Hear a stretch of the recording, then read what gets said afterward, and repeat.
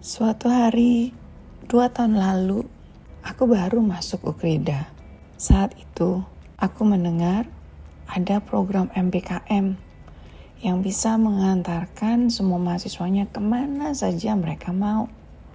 Untuk bisa belajar dari dunia nyata, nggak belajar di kampus aja. Tentu aku sangat merasa antusias dan bertanya-tanya kapan sekiranya aku bisa ikut dalam program itu. Setiap semesternya, aku melihat kakak-kakakku bergantian mendapatkan kesempatan. Ada yang mengajar, ada yang magang, ada yang pergi ke desa, ada yang bahkan ke luar negeri. Dan mereka semua bilang, itu semua sungguh kesempatan berharga. Nggak semua orang bisa dapat. Mereka pergi ke kampus lain, mereka mengalami pengalaman yang katanya sangat menarik dan luar biasa. Aku mendapatkan kesempatan untuk bisa melakukan asistensi mengajar di sekolah di Bali. Ada beberapa temanku yang pergi ke Cianjur melakukan KKN tematik. Kita semua ber-30 diberangkatkan. Kami yang ke Bali berangkat lebih dahulu. Wah, kami sangat bahagia karena setelah berbagai proses seleksi, aku pun lolos dengan teman-temanku. Aku begitu bersemangat, aku akan ikuti program luar biasa ini. Sesampainya di sekolah di Bali, aku pikir aku hanya akan mengajar. Aku hanya akan paling bantu siswa yang kesulitan belajar. Tapi ternyata pengalaman yang sungguh luar biasa. Sesampai di Bali, aku baru menyadari betapa luas lautan yang harus aku arungi ini. Lautan sekolah, industri sekolah, industri pendidikan. Aku gak cuma mengajar, gak cuma menyiapkan bahan ajar, gak cuma mempersiapkan ujian, tapi sampai ke mengelola sekolah, aku pun harus tahu. Dan itu sangat berharga bagiku, karena aku gak mendapatkannya di kampus secara keseluruhan. Pengalaman yang luar biasa, menantang, berkesan, dan ini aku terus bawa sampai nanti aku bekerja dimanapun aku berada. Dan kami bekerja lintas ilmu. Aku yang dari psikologi, aku sekarang mengerti machine learning. Aku mengerti deep learning. Wow, di mana lagi aku bisa dapat seperti ini? Dan ada jurnal-jurnal yang kami sudah siapkan untuk segera dipublish. Wah, bangganya aku. Aku baru semester 5, tapi aku bisa publikasi internasional. Ini semua berkat kerjasama supervisor, DPL-ku, juga tentu kampus tercintaku Ukrida. Aku belajar bagaimana mengajarkan, mendengarkan, dan terus bertumbuh dengan menyenangkan. Hal ini membuka banyak pandangan baru bagiku. Aku belajar dari alam, dari industri, dari murid-muridku, dari atasanku. Aku bangga atas pemerintahku, atas Kemendikbudristekdikti yang telah memberikan kemerdekaan kepada kami. Dan aku belajar keluasan kekayaan ilmu pengetahuan yang tak mungkin aku dapatkan hanya di bangku kuliah. Sungguh pengalaman luar biasa bertemu dari ujung selatan hingga ujung utara Bali, ujung barat hingga ujung timur Bali. Kami berbagi. Spirit ini semoga terus berlanjut. Ukrida istimewa, PKKM istimewa, Kemendikbudristekdikti istimewa. Jayalah Indonesia, bentuk generasi unggul 2045.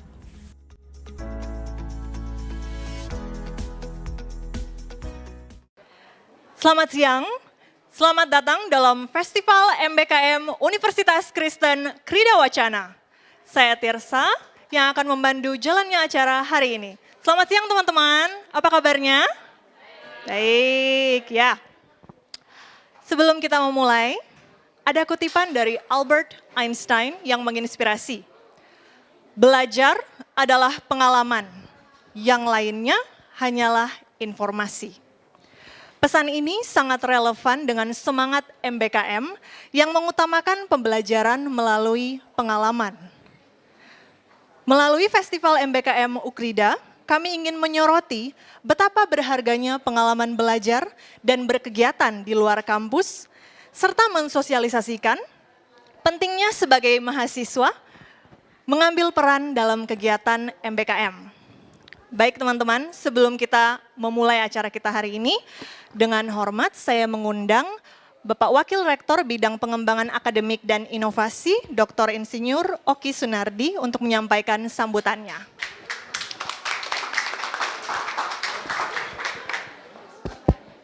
Ya, terima kasih. Pesertanya batasnya sampai mana nih? Semua peserta ya.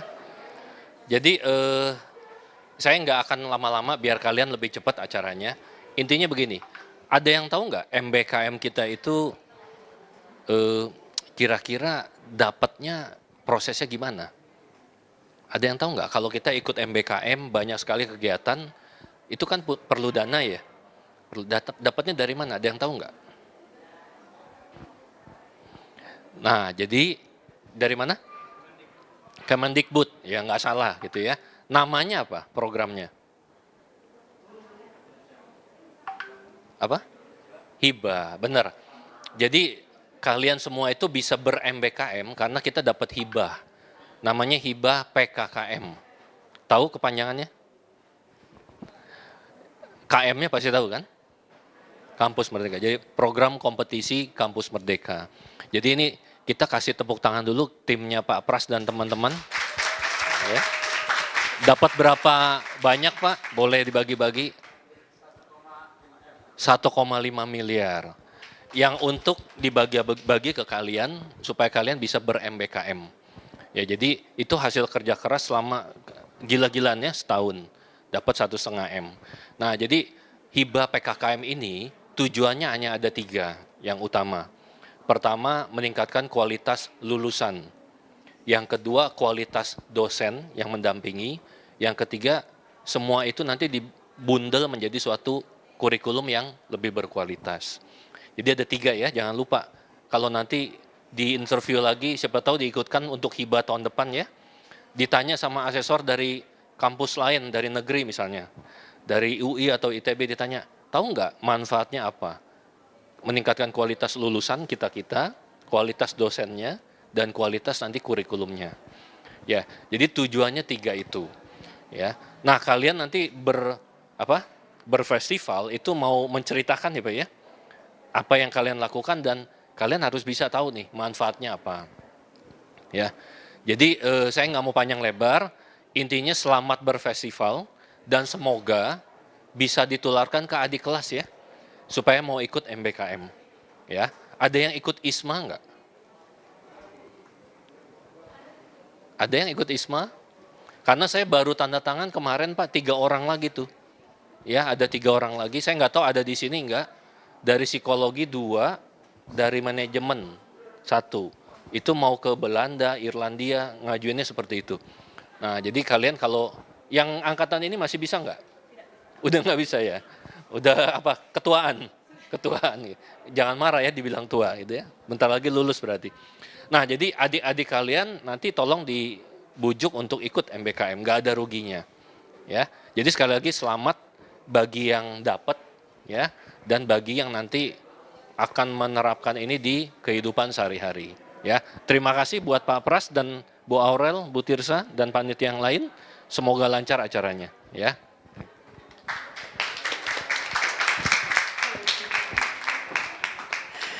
Terima kasih Pak Oki untuk sambutan hangatnya. Tadi numpang promosi teman-teman. Berhubung saya juga International Program Staff dari Kemitraan dan Hubungan Internasional. Kita juga memegang program IISMA. Kebetulan tahun ini kita punya 3 orang mahasiswa yang sudah mendaftar untuk program IISMA. Belum terlambat untuk teman-teman yang ingin mendaftar untuk IISMA tahun-tahun berikutnya. Kita sudah mulai persiapan dari tahun ini. Ngobrol-ngobrol tentang IISMA, kita punya cuplikan video pengalaman dari kakak-kakak senior yang sudah mengikuti IISMA di tahun 2023. Kathleen Rachel dari psikologi dan Fiona Christine juga dari psikologi. Kita saksikan bersama.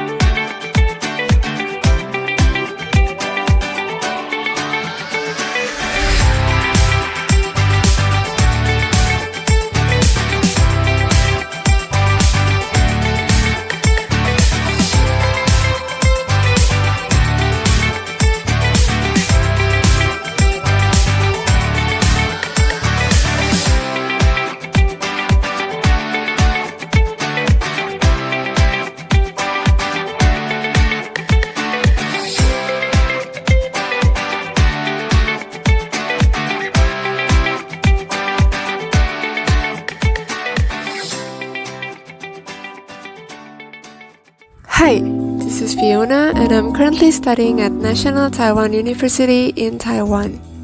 I have a lot to tell you about my life here, but now I'm showing you all about the cool courses that I'm taking in NTU.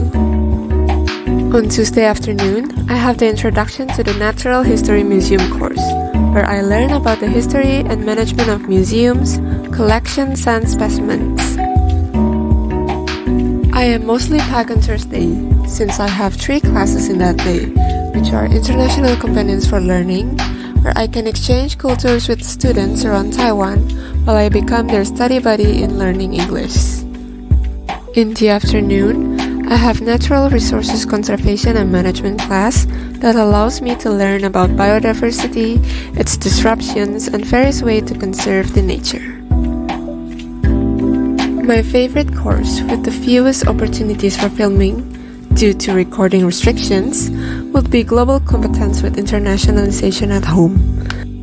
This class allows me to explore global trending issues from different fields through various speakers from around the world.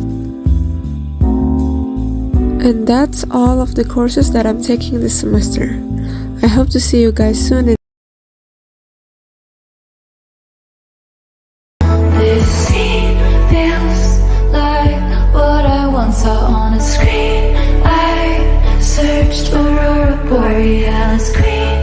I've never seen someone lit from within, blurring out my periphery. My smile is like I won a contest, and to hide that would be so dishonest. And it's fine to fake it till you make it, till you do, till it's true. Hi, this is Fiona, and after 2 months of studying in NTU, I've noticed some differences in the academic settings that I would like to share with you. First, the classes here starts early in the morning and ends late at noon, while the classes in Ukrida ends the latest at 4 p.m. Here, the classes end at maximum 10 o'clock at night. The second one is that almost every hour, there will be at least around 5 to 10 minutes break given by the lecturer. Usually, the student will use the break to take a short nap or rest in any ways to regain our focus for the following hours. An interesting one that I figured out is that not every courses here have midterm exams or midterm assignments. Some classes even assign students for a field trip instead of examination during midterm period. Despite these differences, I am happy to say that I am enjoying my semester here in NTU.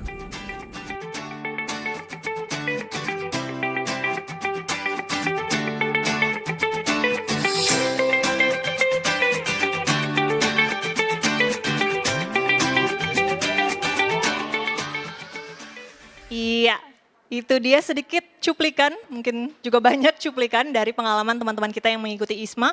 Belum telat buat teman-teman yang ingin juga berpartisipasi, Ukrida sangat berkomitmen untuk memberikan pengalaman belajar yang terbaik buat teman-teman, termasuk merasakan berkegiatan di luar kampus. Nah kalau dirasa, aduh ISMA kompetitif sekali, harus berkompetisi dengan teman-teman dari kampus lain yang mungkin juga sudah punya credentials yang jauh lebih banyak dari kita.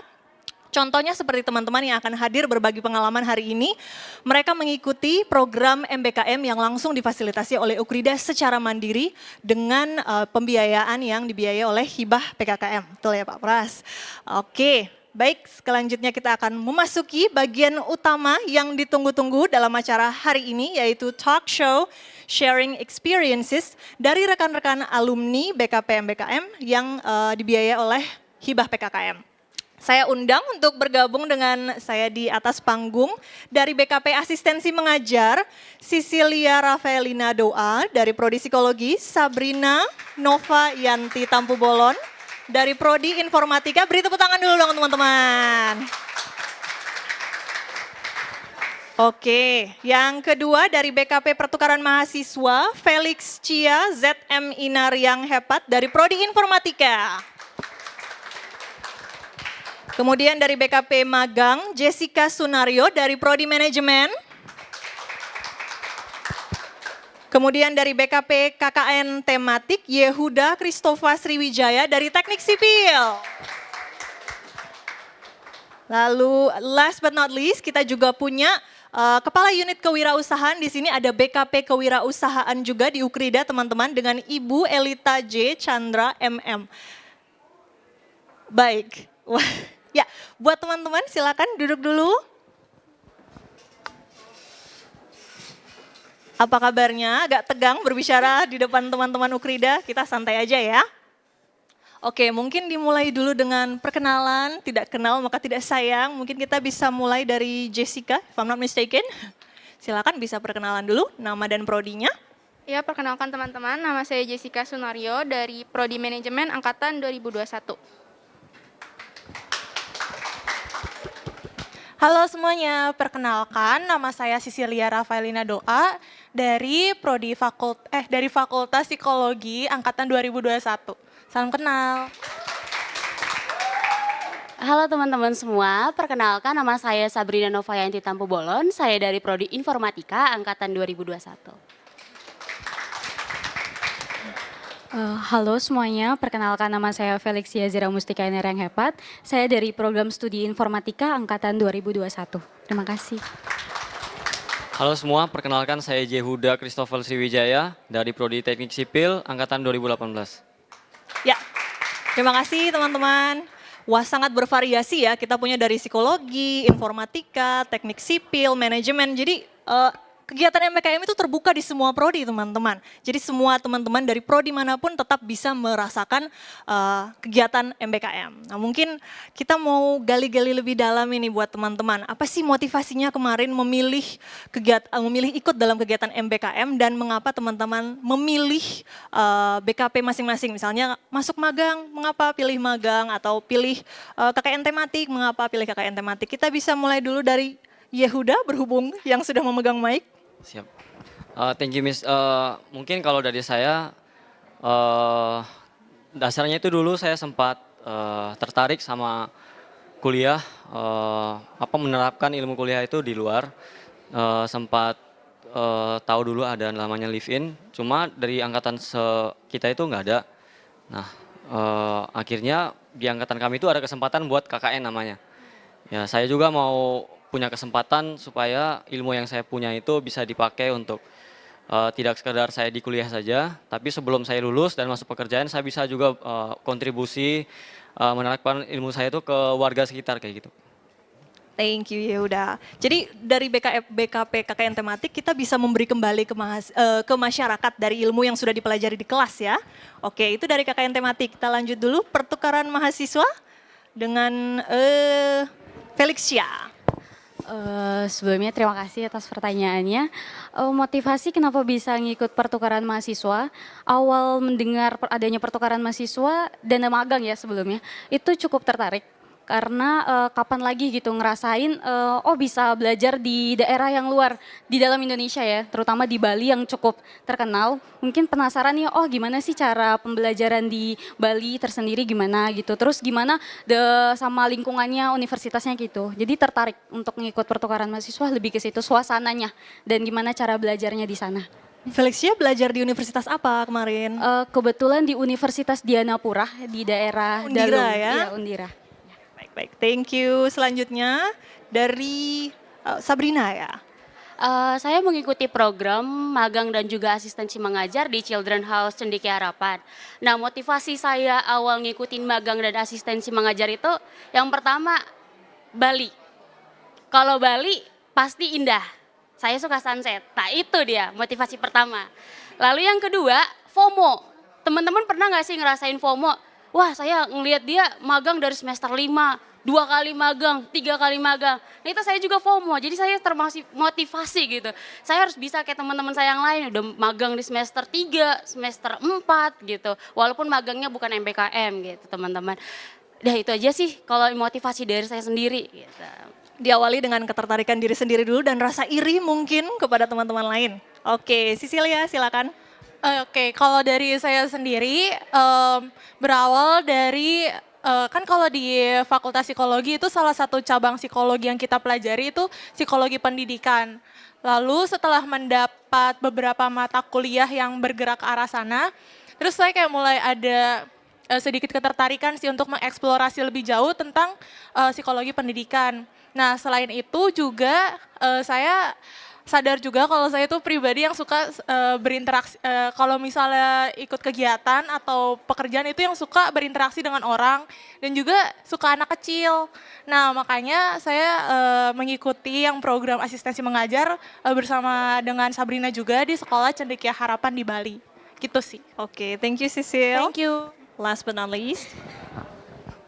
Kurang lebihnya sama seperti Sabrina karena mendengar kata Bali dan waktu itu Pak Pras masuk ke kelas dan mempromosikan MBKM magang ini tuh dengan kata, Bapak mau ngajak kalian ke Bali loh. Terus kayak, oh saya langsung tertarik, siapa sih yang gak mau ke Bali gitu. Itu motivasi saya yang pertama. Terus yang kedua, setelah mendengar kalau magangnya ini di sekolah internasional. Jadi saya belum pernah sama sekali bekerja di lingkup profesional, jadi saya penasaran bagaimana sih saya mau merasakan gitu. Sip, thank you. Kalau boleh saya tarik garis besarnya ya, ada motivasi yang memicu teman-teman untuk bergabung di kegiatan masing-masing, ada mungkin dari rasa keingintahuan, ketertarikan, mungkin sesuai dengan hobi dan ketertarikan masing-masing, ada rasa FOMO juga, iri sama teman-teman lain yang sudah ikut kegiatan, kemudian pengen tahu nih pengalaman belajar di tempat lain seperti apa dan keinginan untuk berkontribusi kepada masyarakat. Nah, teman-teman di sini kita boleh banget membuka kesempatan untuk teman-teman yang ingin bertanya di tengah-tengah sesi, boleh langsung raise hand. Saya akan tunjuk kalau teman-teman punya pertanyaan langsung kepada rekan-rekan mahasiswa yang ada di atas panggung, oke? Kita lanjut dulu. Tadi dari motivasi ya. Sekarang boleh diceritakan sedikit mungkin pengalamannya masing-masing. Pergi ke daerah mana, belajar di universitas apa, ambil mata kuliah apa, magangnya di perusahaan yang seperti apa, atau magangnya di sekolah yang seperti apa. Boleh mungkin dimulai dari magang dulu deh kayaknya. Karena PKP magang ini yang paling populer di Ukrida ya, yang selalu banyak peminatnya. Nah, buat teman-teman yang tertarik untuk mengikuti BKP magang, boleh banget didengarkan. Ya, jadi sebelumnya saya mengikuti BKP magang di Sekolah Cendekia Harapan di Bali. Nah, rasanya bisa bekerja di sekolah internasional itu yang pertama sih pasti takut ya. Gimana sih nanti kalau nggak bisa, kalau apa ya, kalau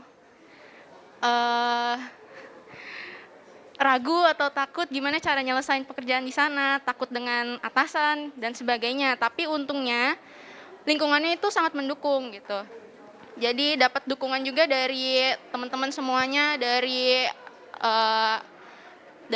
Ukrida juga tentunya, karena kita kan punya dosen pembimbing lapangan kebetulan. Dan setiap minggunya kita pasti konsultasi, kita pasti cerita ke DPL. Jadi sebentar. DPL ini apa ini? DPL ini adalah dosen pembimbing lapangan. Oke, Ya. mungkin teman-teman yang lain belum tahu DPL ini apa ya? DPL ini fungsinya untuk apa? DPL ini Mendampingi fungsinya teman-teman saja kah atau ada tugas lain? Mendampingi dan mengetahui progres kita itu bagaimana sih. Dari selama Ukrida magang. berarti ya? Dari Berarti Ukrida. ada pendampingan dari Ukrida selama teman-teman mengikuti MBKM, tidak dilepas gitu aja ya Iya, udah jadi- pergi magang di sekolah sendiri gitu ya? Jadi emang nggak dilepas sama sekali, masih dituntun. Jadi sebenarnya nggak usah takut. Jadi karena kita semua ini masih dituntun gitu. Oke, thank you Jessica. Selanjutnya dari asistensi mengajar ya? Oke, kalau dari pengalaman saya sendiri sih ya, kan mengajarnya itu di sekolah internasional. Ngajarnya pelajaran apa ini Sisil? Kebetulan sih ya, walaupun di sekolah internasional ngajarnya bahasa Indonesia. Terus ada PKN juga, sama ada jaga ekstrakurikuler, itu pramuka. Pakai bahasa Inggris? Kalau untuk pramuka itu ya pakai bahasa Inggris. Kalau sisanya karena mereka ya salah satu yang keren juga, mereka walaupun sekolah internasional tapi untuk kelas seperti bahasa Indonesia dan PPKN itu tetap menggunakan bahasa Indonesia. Seperti itu. Oke, berarti selain melatih kemampuan mengajar, mungkin berinteraksi dengan peserta didik, tapi juga kemampuan bahasa Inggrisnya Sisil ya, karena harus di beberapa interaksi harus pakai bahasa Inggris. Iya betul. Ya, terus selain mengajar juga selama kita asistensi mengajar di situ, kita tuh nggak cuma ngajar aja tapi banyak kegiatan lain. Misalnya waktu itu saya berkesempatan mendampingi anak-anak SMP untuk live-in, program live-in ke desa untuk selama 4 hari 3 malam gitu. Lalu juga iya banyak acara-acara lain juga sih. Jadi sebenarnya tidak hanya fokus di mengajar, tapi banyak soft skill dan hard skill lain yang bisa kita asah di situ. Oke, mungkin saya mau dengar soft skill atau hard skill yang dipelajari lainnya itu dari Sabrina mungkin ya. Oke, program saya di sini sama, masih di Sekolah Cendekia Harapan, tapi program saya itu magang dan juga asistensi mengajar. Kalau magang itu lebih fokus ke pengembangan web MyCH, mereka punya website tersendiri dari sekolah itu, dan juga kita mengembangkan mobile apps yang ada di sana. Nah, awal kita diperkenalkan dengan ekosistem IT yang ada di sana, kita takut, wah ini banyak banget, wah ini kehandle nggak ya gitu. Masih kayak, aduh ragu nih. Lalu sempat ada perkenalan sedikit tentang bagaimana kerja di sana. Ada satu yang kendala kayak misalkan kemarin framework Laravel itu kita nggak ada belajar gimana nih, ketakutan itu yang benar-benar kayak muncul di otak selama seminggu. Nah jadi magang ini teman-teman gak usah takut karena kita itu belajar, kita itu bukan cuman bekerja tok, enggak, kita itu belajar teman-teman gitu. Lalu kalau dari segi asistensi mengajar, sebelumnya saya udah pernah mengajar, cuman berbeda antara saya mengajar di international school sama saya biasanya ngajarnya itu di les private gitu. Jadi itu beda teman-teman. Itu ada satu skill baru yang bisa saya dapat gitu di sekolah itu. Ada dia metode pengajaran berbeda dengan biasanya. Kurikulumnya juga berbeda ya. Benar. Dan biasanya kan saya ngajarnya itu fisika, matematika, kimia. Kalau di sana saya enggak. Saya juga merambat ke computing, ke science gitu. Interdisipliner lah ya, harus Iya. bisa semua ini.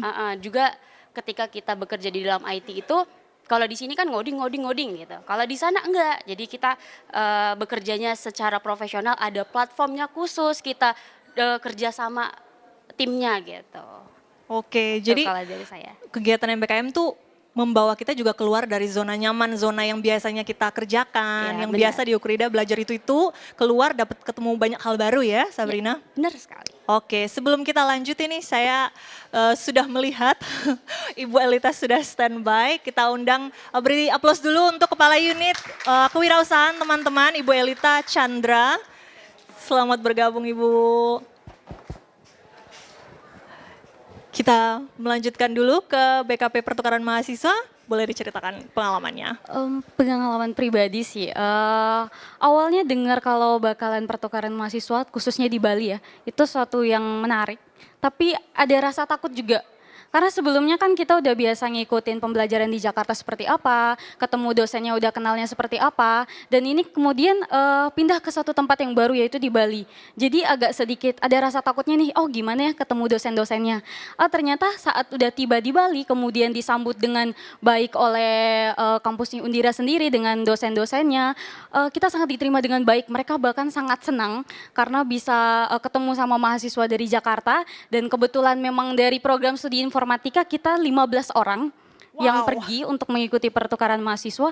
Jadi sangat di-welcome sekali sama dosen-dosennya di sana. Banyak dikenalkan, langsung dikenalin sama makanan-makanan di Bali, terus kemudian diajak ke pasar tradisional Bali yang kebetulan saat itu kita ber-15 dan juga ada mahasiswa dari Jerman yang berangkat bersama-sama kami ke pasar tradisional.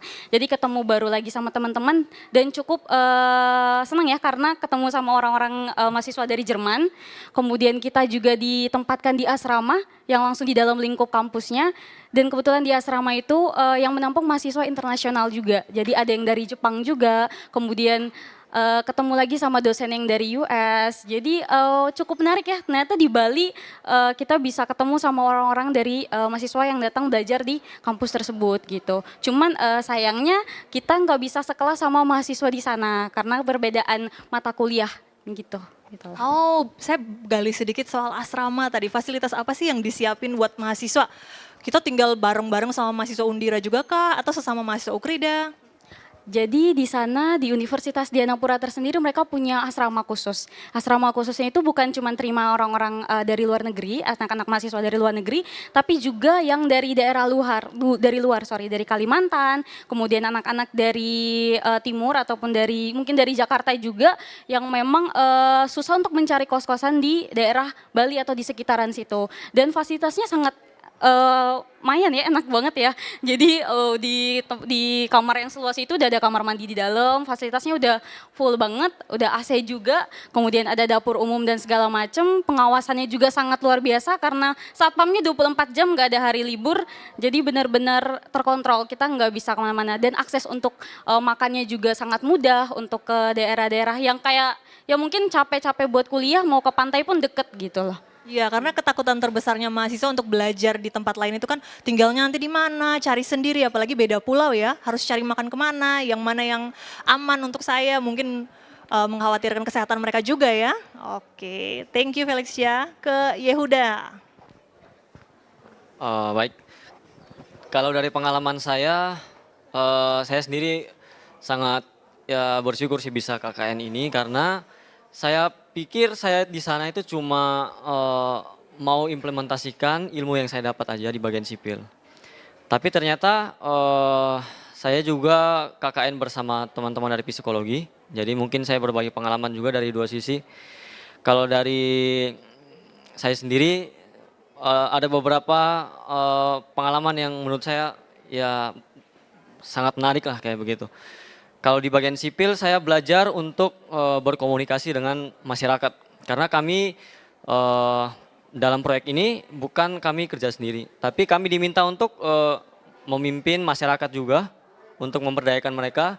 Bagaimana kita bisa bekerja sama supaya kebetulan kami kemarin itu mengadakan akses air. Jadi kami mengarahkan warga bagaimana caranya dengan perencanaan yang sudah saya buat bersama teman saya yang sipil itu bisa dilaksanakan. Nah, dilaksanakannya itu kita tidak sewa tukang atau membayar tukang kayak begitu, tapi kami mengarahkan warga. Perencanaan dari kami, tapi proses pengerjaan itu dari mereka. Itu menurut saya cukup berkesan karena harus memakan banyak tenaga seperti itu. Terus dari yang psikologi mungkin pengalamannya gimana ya, mengajar di sekolah juga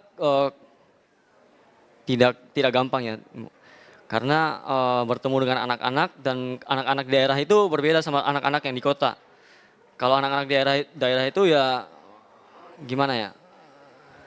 Fasilitas belajarnya juga terbatas Fasilitas ya udah. terbatas, terus penerimaan mereka juga dibilang bisa kurang, tidak seperti yang di kota lah kayak begitu.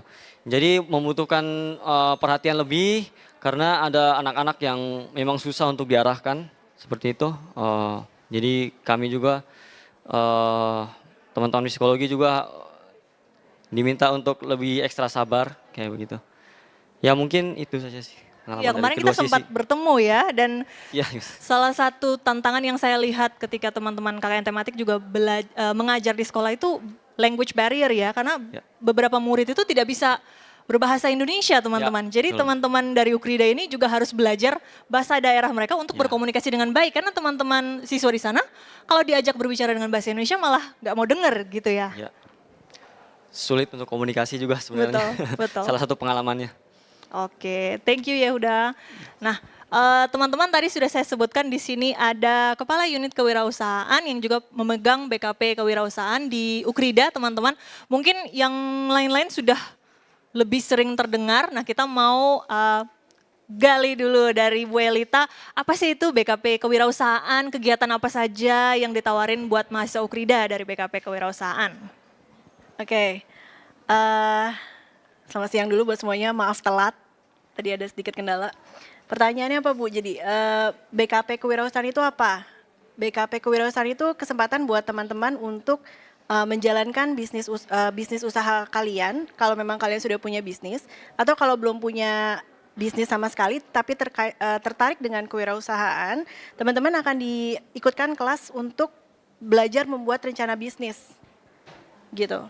Berarti tidak langsung harus terjun sendiri ya, diajari dulu ya Bu ya? Pasti dong, tetap harus diajari dulu. Jadi BKP itu sebenarnya untuk yang kewirausahaan terbagi dua. Yang tahap pertama itu kami ajarkan di semester ganjil, kemudian yang di semester genap ini untuk yang tahap keduanya. Jadi di tahap pertama belajar cara penyusunan bisnis plan, atau kalau memang kalian sudah punya dan tidak mau mengikuti tahap yang pertama nggak apa-apa, nanti bisa langsung ikut tahap kedua. Karena di tahap kedua itu kita akan komersialisasi atau menjalankan rencana bisnis yang sudah dibuat di tahap sebelumnya. Oke, jadi dimulai dulu dengan merencanakan apa yang ingin dilakukan, mungkin strateginya apa, gimana menjalankannya ya Bu ya? Pencarian ide bisnisnya juga, identifikasi masalah, hal-hal yang seperti itu. Dalam pelatihan persiapan ini, Ukrida mengundang pembicara dari eksternal atau internal nih Bu untuk mengajari teman-teman mahasiswa? Tahap ke-1 kami mengundang partner dari Accelerate. Selama beberapa pertemuan mereka ikut ke dalam kelas, memberikan materi juga. Untuk tahap kedua karena lebih istilahnya seperti lebih menjalankan bisnis, jadi mungkin tidak dengan eksternal tapi lebih ke dosen-dosen internal. Oke, lalu program seperti apa atau kegiatan seperti apa yang bisa diikuti oleh teman-teman nih Bu? Apakah ada lomba-lomba mungkin atau kompetisi yang dikirim oleh Ukrida? Oke, itu pertanyaan cukup bagus deh. Untuk yang tahap 1, mahasiswa dipersiapkan untuk mengikuti lomba-lomba yang nantinya bisa memberikan hibah, atau kalau yang di tahap 1 kemarin mereka ada 3 kelompok yang mendapatkan insentif untuk menjalankan bisnis mereka. Jadi setelah mereka punya ide bisnis, mereka menyusun rencananya seperti apa, nggak dilepas begitu aja. Mereka diberikan kesempatan untuk memenangkan dana, mendapatkan dana untuk menjalankan bisnis mereka. Berarti ada uang ya teman-teman, siapa yang mau uang? Teman-teman tidak hanya sudah diajari bagaimana cara membuat bisnis, merencanakan strateginya, juga dikasih biayanya teman-teman. Kurang apa lagi coba ya? Oke, tadi kita sudah mendengarkan banyak informasi nih. Saya buka dulu mungkin satu round pertanyaan. Kalau ada dari teman-teman yang hadir secara onsite yang ingin memberikan pertanyaan, bisa langsung raise hand. Apakah ada? Belum ada? Belum ada. Ini ada hadiahnya untuk yang bertanya tidak ya panitia? Mungkin itu bisa memicu yang ingin bertanya. Ada hadiahnya Pak Pras? Tidak ada, oke. Sudah ada lampu merah teman-teman. Tapi meskipun tidak mendapat hadiah, teman-teman akan mendapatkan informasi. Dan itu jelas akan berharga sekali teman-teman ya. Oke, kalau begitu belum ada pertanyaan, kita lanjut dulu. Tadi sudah dengar sedikit pengalamannya dari teman-teman ya. Dari magang, asistensi mengajar, pertukaran mahasiswa. Bagaimana pengalaman itu berdampak pada pengembangan diri teman-teman? Apakah merasakan sesuatu yang berbeda dari pribadinya teman-teman sebelum dan sesudah program? Boleh dimulai dulu mungkin dari pertukaran mahasiswa deh.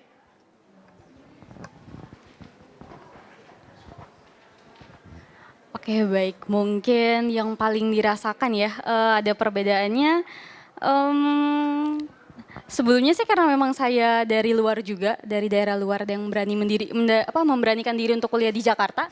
Jadi pas udah pindah ke Bali enggak terlalu takut, enggak terlalu ngerasa bakalan gimana-gimana gitu. Tapi lebih ke cara untuk berrelasi sama orang lain.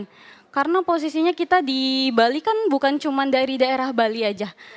Kita ketemu sama mahasiswa dari luar negeri yang mungkin di Jakarta kita kurang untuk bertemu seperti itu. Kemudian menghadapi dosen-dosen yang cukup ini juga ya, nggak semenyeramkan di Jakarta mungkin. Oh, beda-beda ekspektasi dalam pembelajaran ya. Ya, betul banget. Ini harus hati-hati nih Felis. Iya, benar banget. Jadi mungkin ada tantangan tersendiri, mengerti untuk, ternyata di dosen-dosen Jakarta sama di Bali mungkin beda. Kemudian untuk mengenal adat istiadatnya dan segala macamnya itu. Bahasanya juga ya? Iya benar banget, cukup menarik ya. Jadi sebelumnya memang tidak memberanikan diri untuk, bisa ke daerah ini untuk kenal budayanya. Pas udah di Bali, ternyata menarik ya mengenal budaya Bali itu seperti apa. Jadi ada rasa keinginan mungkin dari teman-teman semua, kayak pengen nih ke daerah ini ngenal budayanya, karena sekarang kapan lagi gitu kita bisa ngenalin budaya-budaya lain gitu loh, untuk bisa ngembangin budaya-budaya kita sendiri juga kan. Betul. Jadi Jadi mungkin sebelum ini Felis taunya cuma di Jakarta, orang-orang yang ditemui di Jakarta, tapi sudah program ini mungkin bisa lebih mudah berelasi sama orang. Kalau ketemu orang yang berbeda sudah lebih gampang membangun komunikasi ya. Betul banget. Oke, mau dengar dulu dari asistensi mengajar.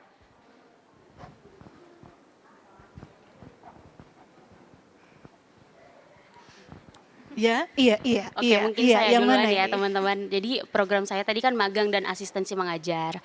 Kalau yang pertama itu sebelum saya magang, saya terbiasa bekerja dalam tim.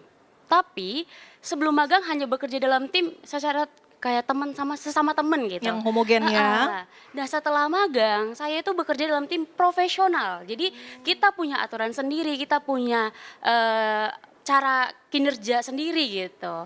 Yang kedua itu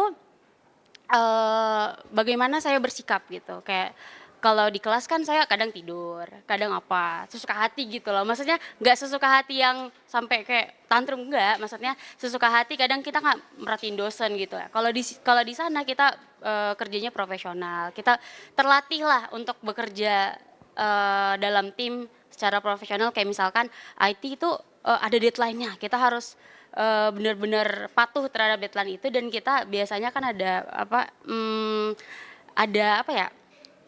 timeline-nya tersendiri gitu. Kalau Tugas-tugas di sini kan kelas kita nggak ada enggak. deadline ya? Ada, maksudnya kalau di sana kan ada timeline-nya. Kalau di sini kita kan kadang H-1 baru kerjain, H-1 minggu baru kerjain gitu. Ini bukan tipe pekerjaan yang bisa SKS gitu ya, Sabrina betul ya? sekali. Kalau SKS bisa tepar Kalau nanti ya? SKS kayaknya bakal nggak selesai nih program magang. Oke. Dari Sisil. Sebenarnya mirip juga sih sama Sabrina. Lebih ke kayak apa ya? Lebih tahu, lebih kayak menyadari juga, dan lebih mendapat pengalaman supaya apa ya di suatu lingkungan yang profesional gitu. Dan juga dari diri juga jadi terasah gitu kalau misalnya kerja sebagai profesional itu kayak gimana sih? Karena juga kan asistensi mengajar itu kan kita menjadi guru, dan sebagai guru itu ternyata tanggung jawab itu sangat besar ya. Apa itu? Apa itu tanggung jawabnya? Tanggung jawabnya itu setiap kelas dan kayak setiap hari itu kan ada beberapa capaian pembelajaran yang harus dicapai, dan selama di kelas juga saya harus make sure yang ini harus ngerti anak-anaknya, lalu juga kalau misalnya harus peka juga kan, kayak yang di belakang kayaknya kurang memperhatikan. Apa sih yang bisa saya lakukan.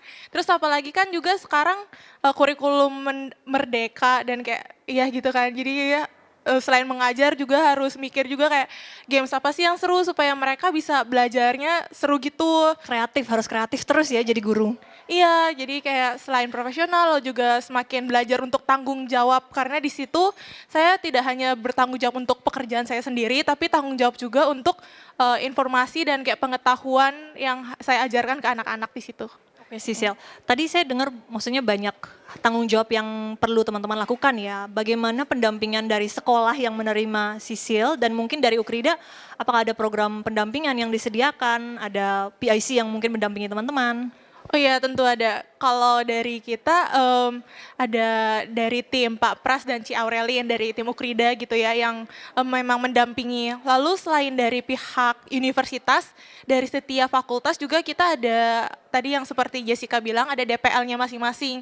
Dan kebetulan juga kalau di psikologi itu DPL-nya nggak cuma satu, tapi ada 2. Jadi supaya kayak setiap minggu kalau misalnya kita butuh konsultasi, butuh apa, itu memang dibimbing gitu sih. Oke, sip. Thank you Sisil. Last but not least Jessica. Ya kalau dari aku sih perubahan yang paling terasa itu cara berkomunikasi ya, karena kan tadi seperti yang Yahuda bilang, yang membangun relasi dengan orang lain juga, karena di sana itu nggak cuma anak muridnya aja yang dari luar negeri atau latar belakangnya beda-beda, tapi guru-gurunya juga, rekan-rekan kerja kita juga latar belakangnya beda-beda. Kemudian ada juga intern lain yang dari Denmark itu juga kita dilatih untuk komunikasi, untuk bisa kerjasama sama mereka juga. Kebetulan dilatih oleh program ini maksudnya program ya. ini, Sorry. Saya pikir ada pelatihan gitu dari sekolahnya untuk tanggung jawab yang diberikan. Oke, lanjut. Ya. Terus kemudian juga saya kan BKP magang, tapi juga merangkap sebagai asistensi mengajar. Kebetulan saya dapat kesempatan untuk asistensi mengajar juga. Multitasking gitu. ya.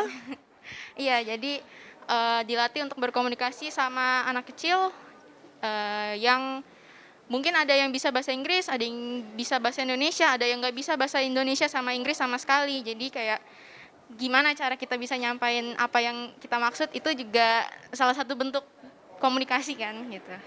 Oke, tadi language barrier ada di situ Iya, ya. Saya mau dengar satu pengalaman menarik mungkin dari Jessica ketika berusaha menangani hal itu. Ini kesulitan nih bagaimana cara menyampaikan hal ini dalam bahasa Inggris atau dalam bahasa Indonesia. Silakan, boleh diceritakan mungkin. Kebetulan ada salah satu cerita menarik di mana ada anak orang Jepang yang masuk Ini murid ya, murid di sekolahnya. murid yang masuk ke dalam kandang kelinci. Jadi saya Waduh. bingung bagaimana caranya gimana ya supaya dia mau keluar gitu. Jadi saya cuma pakai tangan aja saya. Oh, non verbal ya, komunikasi non verbal. Ya, akhirnya dia mau keluar gitu. Itu sih salah satunya.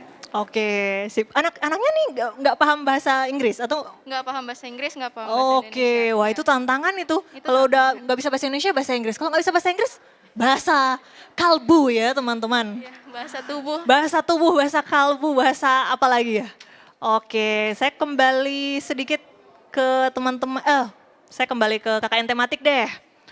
Pengalaman menarik atau berkesan yang paling berkesan buat Yehuda selama menjalani KKN di, ya lupa nanya ya, desa mana tadi itu ya? Cugenang, Miss. Cugenang, iya betul. Saya sih sudah tahu ya, cuman teman-teman yang lain belum tahu ini. Pengalaman menarik apa nih yang bisa Yehuda bagi buat teman-teman di Cugenang? Ya kalau pengalaman menarik, mungkin yang pertama dari sisi kita ya kerja sama tim. Karena kami di sana dikirim itu dalam tim.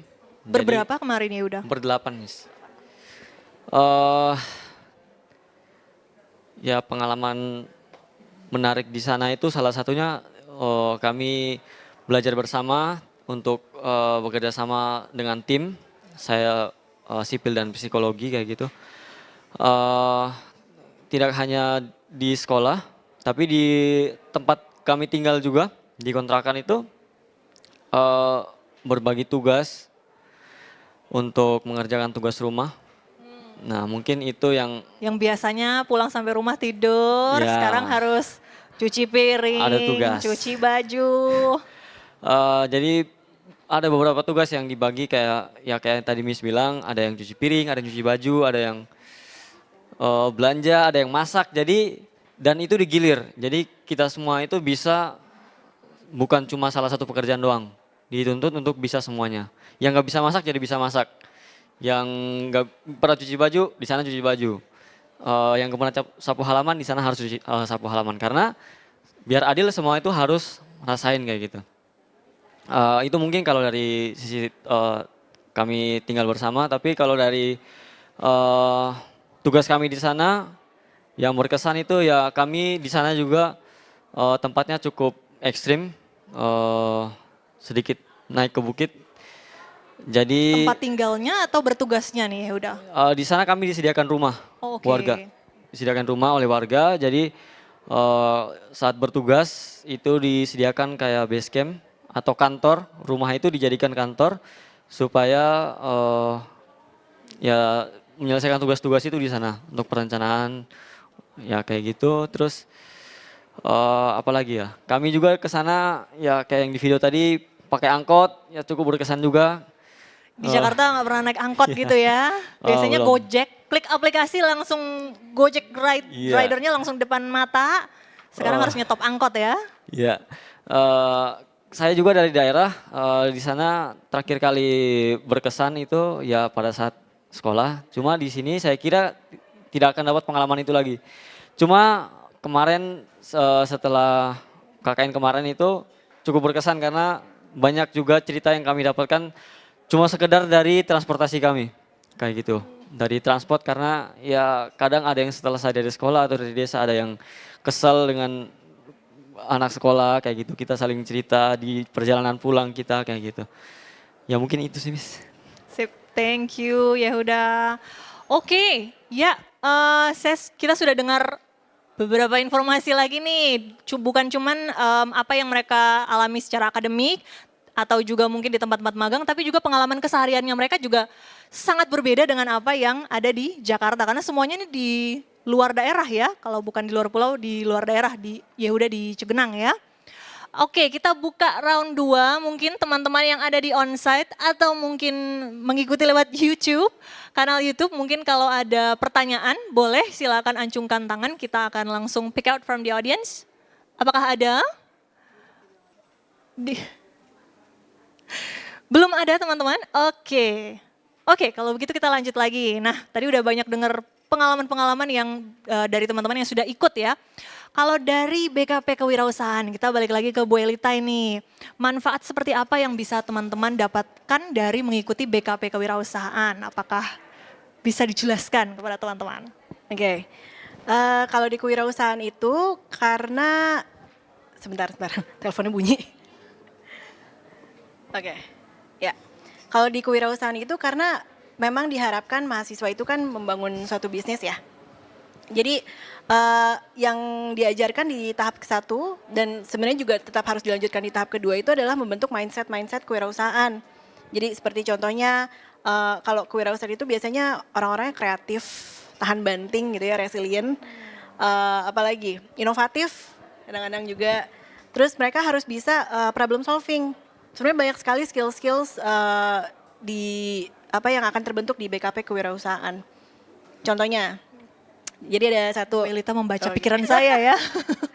di BKP yang sebelumnya tuh ada satu kelompok yang mereka ketika datang untuk sama. Kalau di BKP Kewirausahaan kan juga ada DPL ya, dosen pendampingnya, pendamping namanya. Oke.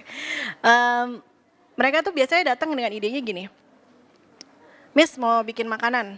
Makanan tuh makanan apa maksudnya?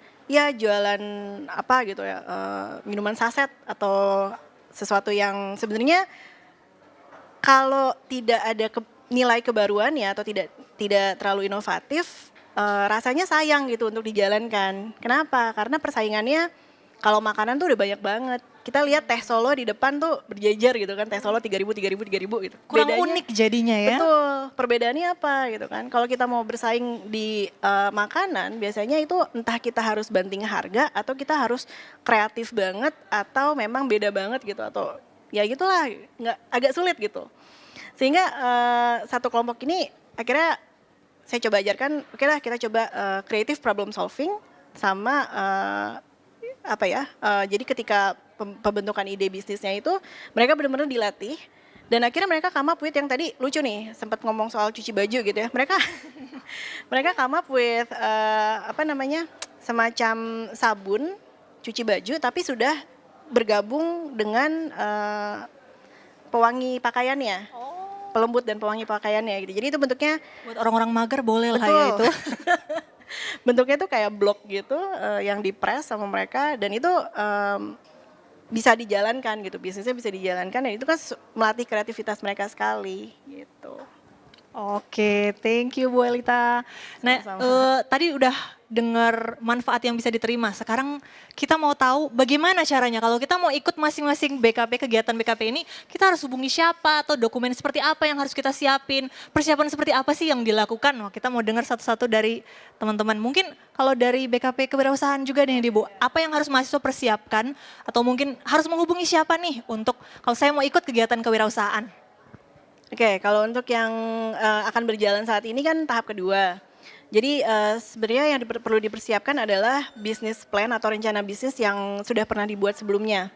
Jadi kalau memang belum mengikuti di tahap 1, mungkin pada saat sekolah dulu pernah membuat atau ada tugas-tugas dari prodi yang kebetulan bentuknya seperti bisnis plan atau rencana bisnis seperti itu welcome, boleh atau sudah digunakan. Punya bisnis sekarang boleh juga banget, jalan juga ya Bu ya? Itu juga boleh banget. Tapi tetap harus ada sesuatu hal yang baru atau yang ditingkatkan sehingga ketika mengikuti BKP ini nggak sia-sia gitu aja. Itu satu. Terus yang kedua ada link pendaftaran nanti bisa dibantu mungkin oleh Pak Pras. Tapi ada di Instagramnya kewirausahaan_ukrida juga. Itu juga ada. Kemudian apalagi ya dari Kaprodi harus ada surat rekomendasi ya Bu ya. Betul. Kayaknya itu deh. apa ya? Udah ya Pak. Oke, jadi harus Maaf sudah sambil punya business plan, Business kemudian plan. juga harus siap untuk bisa mungkin diinovasikan, ditingkatkan lagi business Betul. plan-nya, lalu surat rekomendasi ya Bu Sudah ya. rekomendasi dan harus mendaftar di link pendaftaran. Oh, dan harus mendaftar di link pendaftaran yang ada di Instagram kewirausahaan. Kewirausahaan underscore Krida ada. Oke. Tapi nanti ya begitulah. Oke. Buat teman-teman yang penasaran langsung aja check out Instagramnya. Check out. Oh, apa? Ya, mencari. Mencari Instagram kewirausahaan underscore Kewirausahaan Ukrida. Oke, thank you Bu Elita. Lanjut ke Yehuda. Gimana kemarin prosesnya, pendaftarannya gimana, dokumen apa yang harus disiapin kalau saya mau ikut KKN tematik? Bisa milih daerahnya nggak Kak? Kemarin kebetulan saya dikontak sama dosen saya, Miss, diminta untuk bisa enggak gitu bergabung di tim KKN. Soalnya kemarin saya sudah diperbolehkan untuk ikut KP kalau kami di sipil kerja praktek. Nah kerja prakteknya itu ada 3, ada 2. Yang satunya magang reguler sama kami KKN.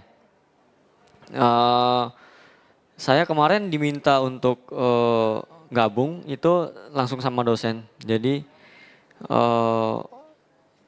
sama dosen saya ketemu dulu, ditanya untuk syarat KP. Kerja praktek itu sudah lulus belum mata kuliahnya. Nah terus ada surat komitmen juga yang saya ingat, itu tanda tangan orang tua juga. Harus ada persetujuan orang tua ya, Bang? Ya, Karena kan ada. mau keluar Orang kota, tua atau tinggal di wakil. luar. Iya, Mas. Oh, oke. Nah itu kemarin yang saya kumpul sih itu, terus sama nilai Dari akademik transkrip ya? Ya harus udah selesai mata kuliah wajib sebelum ikut KP. Berarti ada standarnya, tidak bisa semua mahasiswa ikut, ada standar yang diberlakukan gitu ya?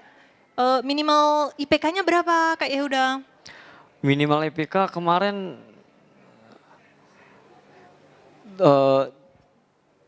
Nggak ada? iya tidak disebutkan. Oke, hanya harus mengumpulkan transkrip akademik begitu ya kalau untuk kalau KKN untuk tematik KKN, seperti ya. itu. Oke. Setiap BKP kan beda-beda nih, nanti kita dengerin. Oke, ada lagi Yehuda yang harus Ya, dikumpulin? mungkin itu saja, Miss. Oke, surat rekomendasi Kaprodi tidak perlu?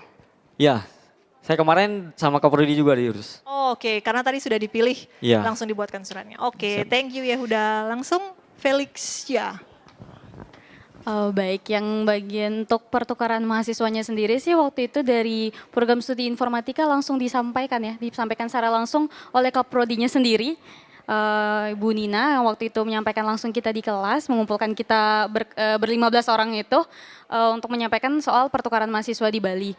Di situ dia menerangkan secara singkat aja sih sebenarnya gimana mau pertukaran kemana, ke universitas apa, terus tinggalnya di mana, secara singkatnya seperti itu. Kemudian dia meminta untuk pertemuan bersama orang tua lewat Zoom karena kebetulan kita harus minta persetujuan juga karena 15 orang yang dibawa ke daerah luar Jakarta, jadi ada pertemuan dengan orang tua, kemudian yang dilakukan secara Zoom ya waktu itu, terus diminta surat persetujuan dari orang tua yang ditandatangani di atas materai waktu itu.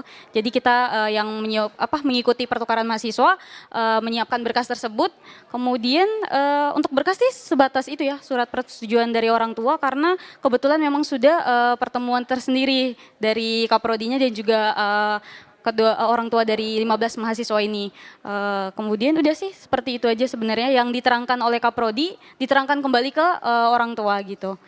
Biar bisa diizinkan untuk mengikuti pertukaran mahasiswa. Betul, gitu. orang tua mungkin perlu diberikan pemahaman gitu mengapa kegiatan ini bagus buat teman-teman mahasiswa ya. Iya betul sekali. Oke, tadi Yehuda itu KP ya jatuhnya, kerja praktek ya. Nah kalau Felix ya, kan kalau pertukaran mahasiswa kita ngambil mata kuliah di universitas lain, itu bisa dikonversi nggak? Atau kita harus ngulang 1 semester lagi jadinya? Karena nggak ambil mata kuliah semester itu di Ukrida. Oh iya betul, jadi kebetulan di pertukaran mahasiswa ini kita di semester 5 dan semua mata kuliah di semester 5 dikonversi. Oh langsung ya? Semuanya masuk. dikonversi SKS-nya, jadi ya udah kita tinggal ke sana ngikutin perkuliahannya sesuai dengan SKS-nya yang sudah ditetapkan, ya kayak gitu sih sebenarnya. proses pemilihan mata kuliahnya seperti apa, Felixia? Apakah ada diskusi dengan Kaprodi dulu atau sudah dipilihkan untuk teman-teman? Jadi kebetulan sudah diurus langsung oleh Kaprodi, dia menyesuaikan mata kuliah semester 5 yang kita ambil di Ukrida, kemudian menyesuaikan juga yang dari pihak undiranya tersendiri. Oke, iya, karena saya juga termasuk memegang BKP pertukaran mahasiswa di Ukrida. Mungkin ada beberapa perbedaan mungkin ya, kalau ini karena dibuat sendiri oleh Prodi, jadi Kaprodinya bisa langsung diskusi dengan Kaprodi penerima ya. Kalau pertukaran mahasiswa mungkin seperti IISMA dan PMM itu harus mahasiswanya memilih, kemudian mendiskusikan dengan Kaprodi, kemudian dilihat dari kurikulumnya, jadi lihatnya bareng-bareng mahasiswa dan Kaprodi. Mungkin itu yang perbedaan yang nanti bisa teman-teman lihat kalau teman-teman ingin mengikuti pertukaran mahasiswa seperti Felixia. Oke, lanjut ke asistensi mengajar. Baik, kalau untuk program magang dan asistensi mengajar kemarin, itu pendaftarannya dari Gmail, kan dikirimkan melalui Gmail. Dikirim oleh siapa itu, Sabrina? Saya juga kurang ingat, cuman di Gmail kan biasanya ada tuh dibuka program magang gini-gini di sini. Gitu. UA biasanya yang mengirimkan itu ya? Iya. Atau mungkin dari unitnya Pak Pras yang mengirimkan email PKK itu? ya. Lalu berkas yang dibutuhkan untuk mendaftar kemarin sih, itu ada CV, transkrip nilai, juga surat rekomendasi dari Kaprodi. Gitu. Oke, lanjut. Sama ya, kalau magang dan asistensi mengajar satu semua? Iya, sama semua sih. Nah, buat teman-teman di sini semua deh, kemarin tadi saya dengar berkas. Apakah ada seleksi? Mungkin teman-teman mahasiswa bertanya, kita udah ngumpulin berkas nih, ada seleksi enggak? Kita harus wawancara dulu kah? Atau ada presentasi mungkin mengapa kita bisa dipilih untuk program ini? Mungkin ada seperti itu kah? Iya, kalau untuk yang kemarin di CH itu, maksudnya di Cendekia Harapan, itu kita ada beberapa proses. Yang pertama proses yang berkas. Setelah proses berkas kita lanjut ke proses psikotes dulu. Habis psikotes baru kita lanjut ke interview ya terakhir. Ya, 3 tahap. Ini dari sekolahnya? Sekolahnya yang mengadakan seleksi ya? Iya, dari sekolahnya. Oke, jadi teman-teman sudah sampai di Bali dulu baru dibuat tesnya atau sudah dari Ukrida? Dari kita di sini. Oh ya, langsung seleksinya di sini online. ya? Iya, karena mereka harus tahu kualitas mahasiswa yang mungkin mau mengajar siswa mereka di sana seperti apa ya. Mungkin bisa diceritakan pengalaman antara Jessica, boleh mengikuti seleksi yang sama seperti Sisil dan seleksinya sama. Jadi yang pertama kami mengumpulkan berkas dulu, terus kemudian mendapatkan informasi kapan diadakan seleksi melalui psikotes dulu yang pertama. Kemudian setelah itu ada tes IQ juga. Tes IQ. Udah ada psikotes, ada tes IQ juga? Ada tes IQ. Wah. Kemudian yang lolos dari seleksi psikotes dan tes IQ akan lanjut interview gitu. Jadi nggak main-main di sini teman-teman mahasiswa yang sudah duduk di depan teman-teman sekarang ini sudah melewati banyak seleksi. Jadi bisa dinalar kualitas mereka ketika dikirim keluar Ukrida itu, Ukrida memastikan juga bahwa mahasiswa yang dikirim itu memang sudah siap. Jadi tidak asal mengirim, kerjasama dengan mitra, tetap memastikan bahwa mahasiswa yang kita kirim itu benar-benar berkualitas dan siap untuk berkegiatan di luar kampus. Begitu ya teman-teman. Oh boleh, Sabrina ada tambahan? Jadi boleh kalau ketika interview kemarin, selain interview, untuk prodi dan juga divisi IT, itu ada tambahan, kita disuruh untuk menampilkan portofolio. Jadi apa-apa saja yang project apa yang pernah kita lakukan, kayak misalkan di perkuliahan biasa kan kita pernah bikin website, ada di mata kuliah pemrograman web 1, web 2, juga project-project lainnya biasanya itu harus kita tunjukkan ke mereka. Selain itu juga misalkan kita pernah ikut lomba, kita kasih tahu ke mereka, itu jadi bahan pertimbangan mereka. Oke, jadi benar-benar belajar hal yang sebenarnya juga tidak bisa dipelajari, bukan sebenarnya ya, memang tidak bisa dipelajari di Ukrida, teman-teman harus berkegiatan di luar baru bisa belajar hal-hal seperti itu. Iya ya? Kalau saya tidak salah tangkap. Oke, thank you Sabrina buat tambahannya. Kita tadi mendengar banyak pengalaman teman-teman berinteraksi dengan orang yang berbeda, mungkin di sana dengan professionals, dengan orang-orang dari budaya yang berbeda, dengan orang-orang dengan latar belakang pendidikan yang berbeda. Bagaimana pengalaman tersebut mengubah pandangannya teman-teman tentang budaya, tentang interaksi orang berbeda budaya, kemudian juga dalam konteks situasi pendidikan di Indonesia mungkin ya, atau di konteks pendidikannya daerah yang teman-teman ditugaskan gitu mungkin ya, mungkin perbedaan pendidikan di Bali sama di Jakarta seperti apa, seperti itu. Boleh Sabrina mau memulainya? Oke, kalau mungkin perbedaannya sih saya ngambil perbedaan antara yang di kuliah aja ya sama Boleh, yang boleh. pas di magang gitu ya. Kalau pas di kuliah gitu ya, kita nggak punya project yang benar-benar project apa ya, yang benar-benar mau dipakai gitu lah. Kalau di sana kita ketika kita develop itu langsung dipakai. Misalnya kita develop satu fitur, kita testing, setelah di testing ada sedikit perbaikan gitu. Kalau misalkan ada kesalahan, nah itu langsung dipakai. Itu dia hal yang baru yang saya dapatkan kalau di sana. Oke, thank Kalau you. dari segi pendidikan sih, saya belum pernah berkunjung di beberapa sekolah di Jakarta. Cuman kalau di daerah saya di Sumatera, pendidikan di sana di Sumatera dan juga di sana itu tentu berbeda. Karena dari kurikulum juga berbeda. Kalau di sana pakai Cambridge.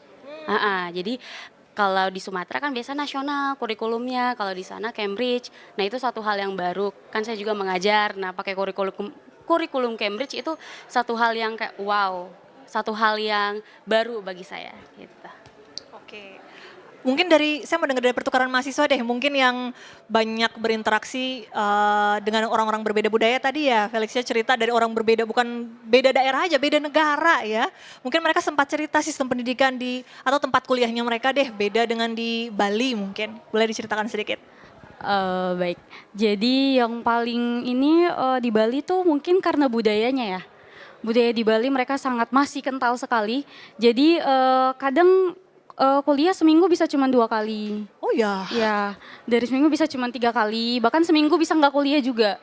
Karena memang banyak acara adatnya mereka yang memang dosen-dosennya tuh tidak bisa hadir di kelas. Bukan karena teman-teman males ya, mumpung jauh dari Ukrida kita nggak usah kuliah gitu ya. Tapi karena memang budaya di sana berbeda ya. Iya betul sekali, memang ada kalender khusus ya yang kita dengar kalau nggak salah. Jadi mereka ada hari-hari tertentu yang memang tidak diperkenankan untuk ikut ada kegiatan mengajar seperti itu, kegiatan pembelajaran gitu loh.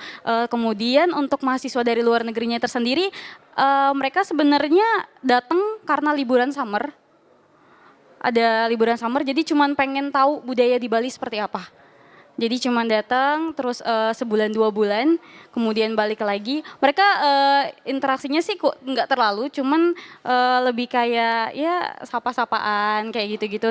Sekedar nanya dari daerah mana, kemudian seperti itu. Terus hal yang unik adalah yang sangat beda ya di Bali adalah kita ada hari khusus untuk pakai baju adat Balinya. Oh wow. Ya, jadi itu yang sangat berkesan sekali ya, Ini karena setiap minggu, setiap bulan? setiap minggu. Oh, Kalau nggak salah di hari Kamis itu kita teman-teman semua juga begitu ya? Ya, di Bali diwajibkan seperti itu ternyata untuk setiap hari Kamis menggunakan baju adat Bali untuk melestarikan budaya mereka tersendiri. Jadi tetap mungkin itu sih yang perlu ditekankan mungkin ya di setiap daerah-daerah Indonesia. Kan Indonesia banyak banget budayanya, tapi kalau nggak dikembangkan, tetap nggak dipertahankan sayang gitu loh. Ya mungkin dari Bali ini sih yang kita bisa ngelihat kalau mereka masih mengutamakan adat istiadatnya mereka untuk mengenalkan budaya mereka keluar gitu. Mungkin kalau yang kita dengar kan, Bali udah terlalu banyak karena datangnya orang-orang dari luar negeri atau sebanyak kan, tapi mereka tetap balance gitu antara budaya mereka sama budaya dari luar. Gitu. Iya, dan hal itu bisa kita lihat hanya kalau kita ada di sana ya, teman-teman. Mungkin tidak akan mendapatkan kesempatan untuk setiap minggu harus pakai baju adat Bali kalau tidak mengikuti kegiatan magang, asistensi mengajar dan pertukaran mahasiswa ya. Dan mungkin tidak tahu juga kalau di Bali ada banyak hari-hari adat khusus yang harus diikuti ya. Tidak akan belajar hal-hal seperti itu kalau tidak mengikuti kegiatan MBKM ya. Betul sekali. Oke, ke Yehuda nih. Mungkin Cugenang tidak terlalu jauh dari Jakarta ya, tapi mungkin pasti ada perbedaan budaya atau sistem pendidikan atau pengajaran di sana di sekolah yang ada di Cugenang dengan di Jakarta atau di daerah asalnya Yehuda. Ya, yang sedikit berbeda di sana yang paling mencolok itu di sekolah. Orang tua itu membatasi jam belajar anaknya. Jadi karena di sana itu masih di daerah, kita nggak bisa paksakan. Orang tua itu kayak gini yang aneh.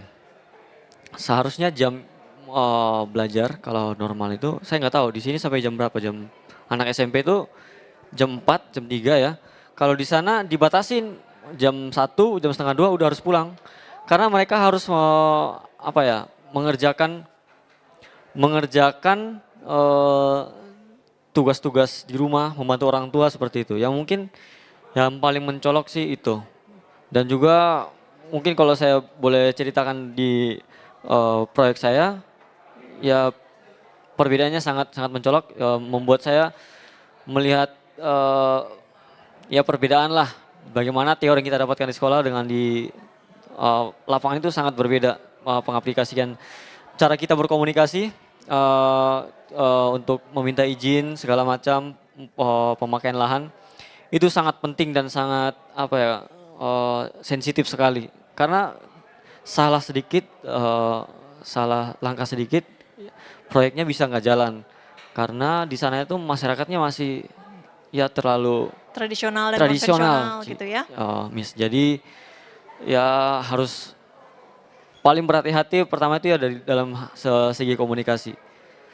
Kalau komunikasi aman, saya rasa walaupun kita berbeda agama, suku, itu tetap aman-aman saja. Karena di Cugenang kemarin yang kita lihat di berita, itu cukup fanatik di mana bantuan-bantuan dari misalnya yang beda kepercayaan, kalau ada logonya atau apa dirobek. Tapi setelah kami turun, sebelum turun saya sempat cemas masalah itu karena kami jelas-jelas kampus Kristen, kami diperkenalkan di sana kampus Kristen, tapi setelah saya beberapa waktu KKN di sana, ternyata kalau kita baik, aman komunikasinya, menjaga hubungan yang baik, mereka juga akan terima dengan baik kok. Ya, kayak begitu. Ya, teman-teman belajar cultural sensitivity ya, bagaimana berkomunikasi dengan orang dari latar belakang budaya yang berbeda. Tadi walaupun di Bali dan di Cugenang, bagaimana cara berkomunikasi dengan orang yang lebih tua atau mungkin yang berbeda agama dengan kita, itu konteksnya sangat-sangat berbeda dan mungkin harus lebih berhati-hati. Biasanya mungkin ya selengean di kampus dengan teman, lo gue nggak mungkin di sana lo gue pinjem lahan lo, nggak mungkin ya. Harus selamat siang, mohon izin kami ingin memakai lahannya untuk proyek kami, berkenan menandatangani, mungkin kayak gitu ya. Harus mungkin sebelum berangkat teman-teman belajar dulu unggah-ungguhnya di daerah yang dikunjungi ini seperti apa ya. Pengalaman yang kemungkinan tidak akan teman-teman lakukan kalau teman-teman tidak berkegiatan sejenak di luar kampus, di luar Ukrida untuk dapat pengalaman-pengalaman belajar seperti tadi ya. Oke.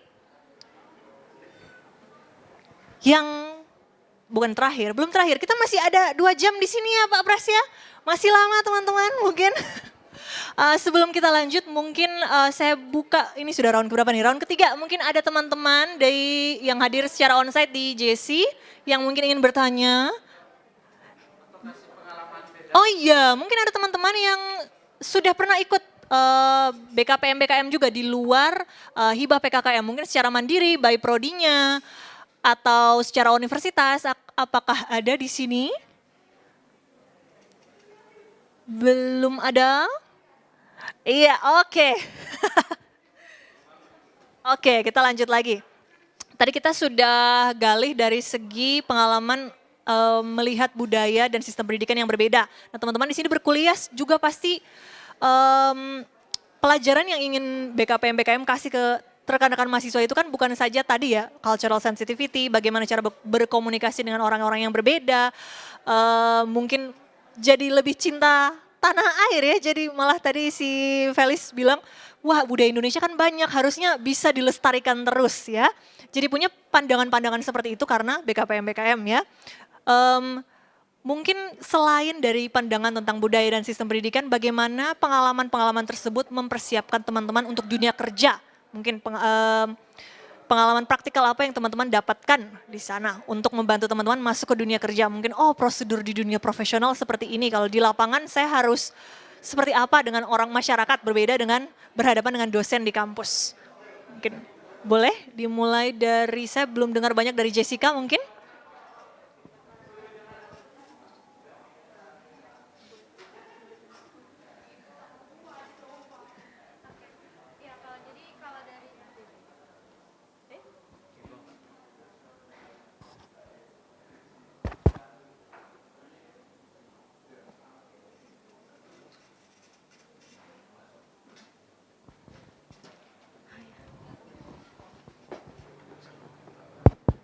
Oke, jadi kalau berdasarkan pengalaman saya sendiri, itu yang paling membuat saya berkembang salah satunya itu di dunia kerja ini pasti sangat dinamis. Perubahannya banyak sekali, sangat cepat gitu. Apalagi kalau misalnya berada di lingkup yang profesional. Jadi kita harus terus menyesuaikan diri. Kebetulan waktu itu kalau di sekolah internasional, di sekolah yang saya magang waktu itu, sistemnya itu kalau misalnya ada suatu masalah langsung didiskusikan saat itu juga gitu. Kemudian langsung dibuat solusinya, langsung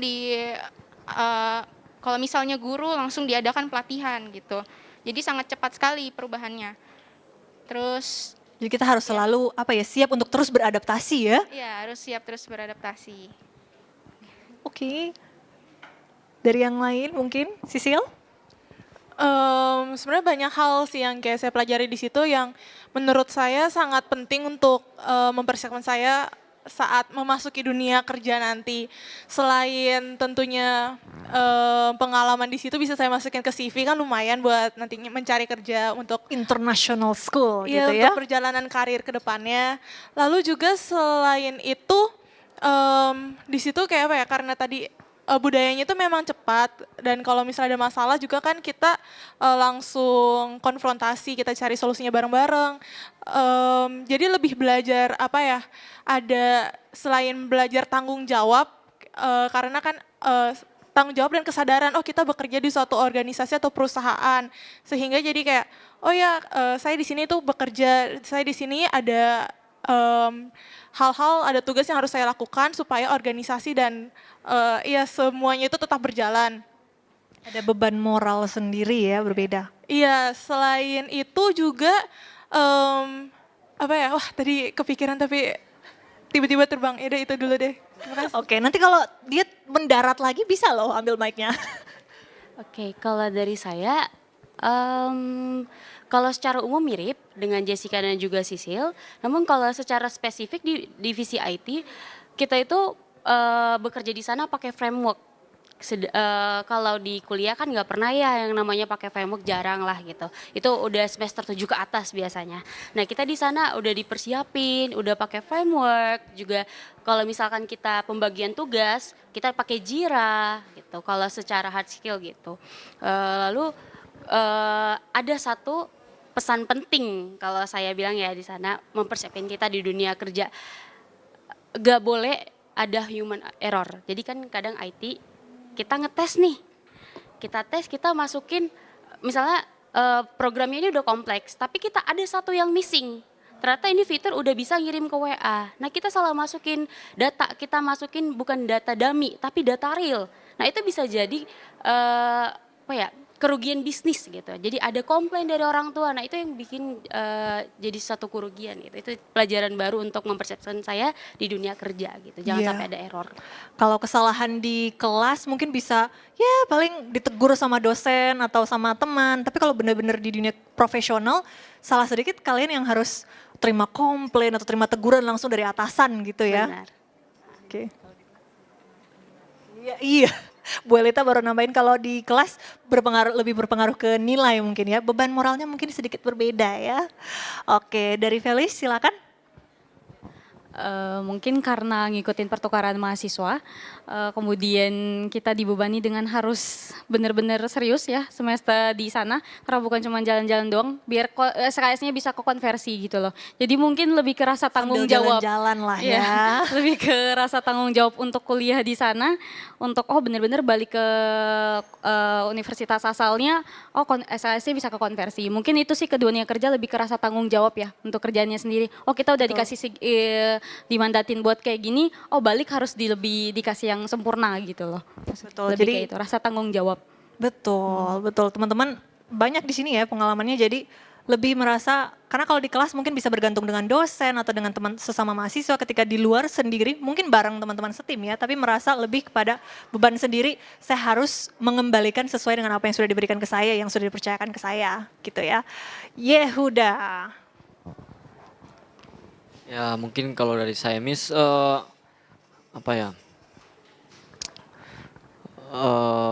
kalau dari mungkin saya mau mewakili teman-teman psikologi juga. Ya mungkin mereka juga banyak banget belajar mengendalikan di mana harus menyelesaikan tugas dengan bisa menempatkan diri seperti itu. Profesional dalam pekerjaan karena di sekolah itu ada juga capaian belajar mereka kayak gitu kan. Saya juga sebagai sipil sebelum kami mulai eksekusi saya sempat temanin mereka, saya sama teman saya temanin mereka untuk mengajar di sana. Cukup sulit juga, kadang mereka cerita ke kami kalau ada beberapa ketidaksesuaian lah yang tidak mereka perhitungkan, yang membuat mereka itu kadang ya kaget ketemu situasi seperti itu. Ya buat mereka jadi lebih kapasitasnya lebih bertambah lah seperti itu. Kalau dari saya mungkin cukup banyak karena untuk menjalankan proyek tersebut dengan hibah yang cukup besar, mulai dari perencanaan sampai pelaksanaan itu cukup memakan energi. Jadi di sana sambil menunggu hibahnya turun, saya sama teman saya Arta itu ya perencanaan yang paling memakan tenaga itu kami setelah perencanaan kami harus izin ke perangkat desa. Kami melakukan pendekatan bonding kepada warga supaya pada saat kami mengerjakan sesuatu itu bisa diterima. Karena ada satu kasus di Cugenang itu dari tempat terkenal seperti itu, memasang pipa juga sama seperti kami, cuma gagal. Itu bisa memakan sampai ratusan juta, cuma karena satu kesalahannya itu mereka nggak ada komunikasi, nggak ada izin, jadi langsung memasang seperti itu. Dan juga dampak yang diterima sama masyarakat itu tidak ada. Nah, saya sama teman saya itu berpikir bagaimana supaya proyek ini bisa selesai dengan baik seperti itu, mengharumkan nama Ukrida juga seperti itu. Kami all out lah seperti itu. Ya walaupun kadang nggak enaknya juga, cuma tetap saya usahakan dari mulai ke warga, perangkat desa, semua ya kayak meninggalkan kesan yang baik. Ya mereka, tetap meninggalkan kesan yang baik, karena setelah kami pulang itu warga kasih kesan pesan juga mereka, karena mereka juga rasa kehadiran kami itu cukup membawa dampak positif, dan juga bukan hanya seperti akses air saja, tapi beberapa hubungan kita itu yang terbangun di sana, yang membuat kita itu ada ikatan keluarga seperti itu. Jadi mereka mengatakan kalau ada waktu senggang itu kami sangat diterima di sana. Kalau mau liburan ke sini aja kayak gitulah. Ya kayak gitu sih, Miss. Sip. Jadi sudah ada hubungan yang terjalin di situ di luar proyek, bukan saja kami datang ya karena ditugaskan kampus, tapi memang benar-benar berbaur dengan masyarakat ya.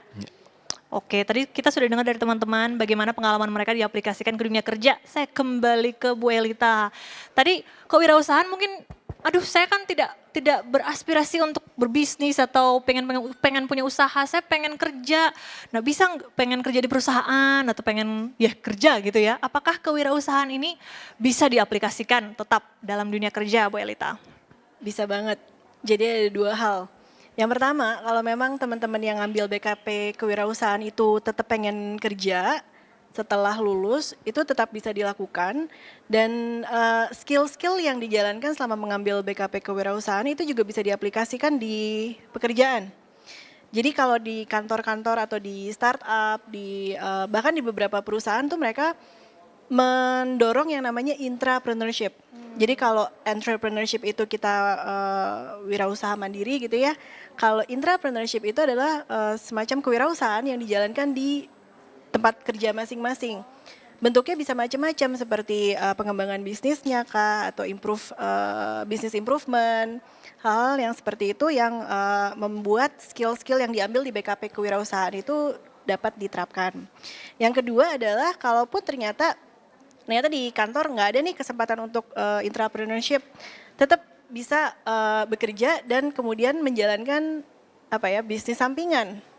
Jadi skills ilmu-ilmu kewirausahaannya tetap bisa dijalankan tapi tidak di kantor sendiri sebagai pekerjaan sampingan.